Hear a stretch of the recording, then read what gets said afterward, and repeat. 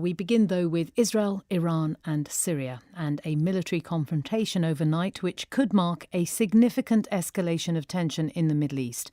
Israel has for some time been conducting what some describe as a shadow war against Iran inside Syria.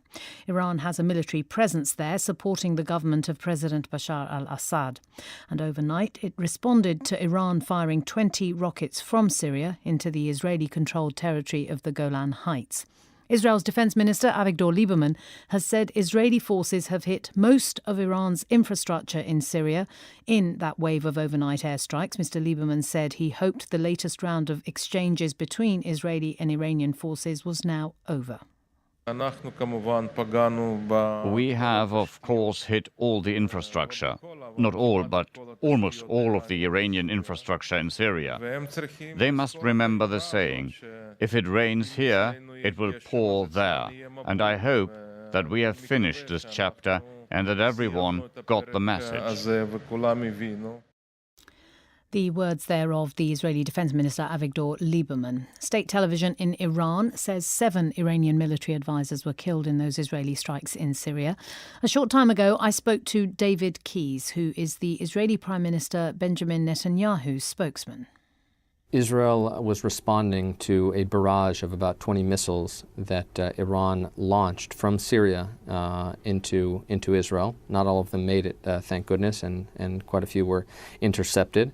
And so Israel responded by eliminating the command and control structures and some of the intelligence and arms that were used in order to attack Israel. Iran is trying to move its army about 1,000 miles westward, right on Israel's border, threatening every Israeli mother and every Israeli father and every Israeli child. And so we did what any state would have done, which is respond to this outrageous provocation from the Iranian regime. Command and control structures, you're describing them as. Israeli Defense Minister Avigdor Lieberman has said that Israel had hit almost all of Iran's infrastructure in Syria. How would you characterize what that infrastructure is? That was an infrastructure that was used to launch missiles and attacks on Israel more than a few times. Israel has said very clearly that we have a duty to stop a regime which openly calls for Israel's annihilation from amassing forces directly on our border. You know, the Iranian regime parades missiles through the streets of Tehran, which has the phrase engraved on it, Israel will be wiped off the map. And so Israel was doing a very sensible thing in stopping those aggressive Iranian forces from amassing at our border. Are you not concerned that this is a manifestation of an escalation that could bring Israel into the Syrian conflict?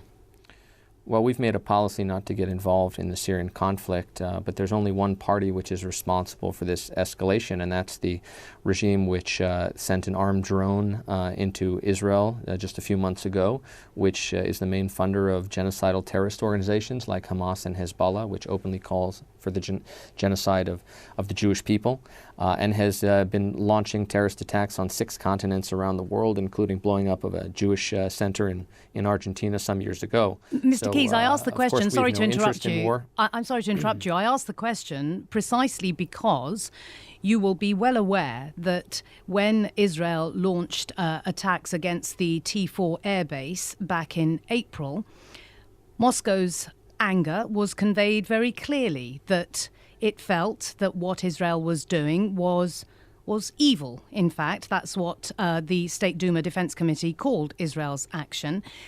Isn't there a danger that you are on the verge of getting involved in the war in Syria? Because the bases that you speak of are not necessarily Iranian bases, they're Russian bases. I think the real chance of escalation comes if Israel sits back and does nothing, as a regime that threatens the annihilation of Israel sends massive amounts of forces and arms directly on our border. That is a real recipe for disaster.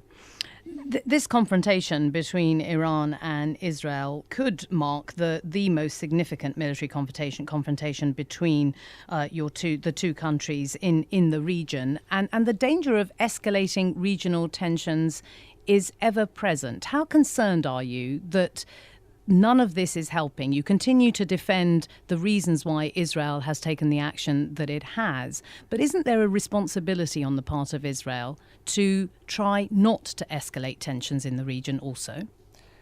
I think if you don't see Israel's attempts to stop escalation in the region, you're not paying attention. I would never equate the defense after a barrage of 20 missiles launched into Israel with trying not to escalate the situation. Israel is doing everything in its power not to escalate the situation. But again, I think the presumption in your question is that Israel would be better to sit by idly as it's attacked mercilessly by a theocratic, tyrannical regime that calls for our annihilation.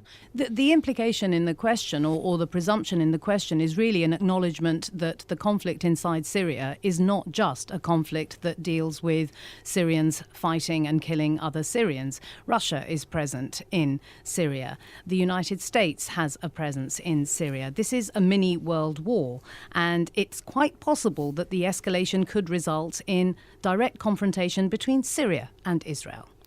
Well, we certainly hope not, but our main goal is to stop Iran from amassing an entire army on our border. And so action needs to be taken in order to stop that. If you're seeking de-escalation, there's one single party that can make that happen. Iran can stop attacking Israel, and then there would be no escalation whatsoever. That was David Keyes, the spokesman for the Israeli Prime Minister Benjamin Netanyahu.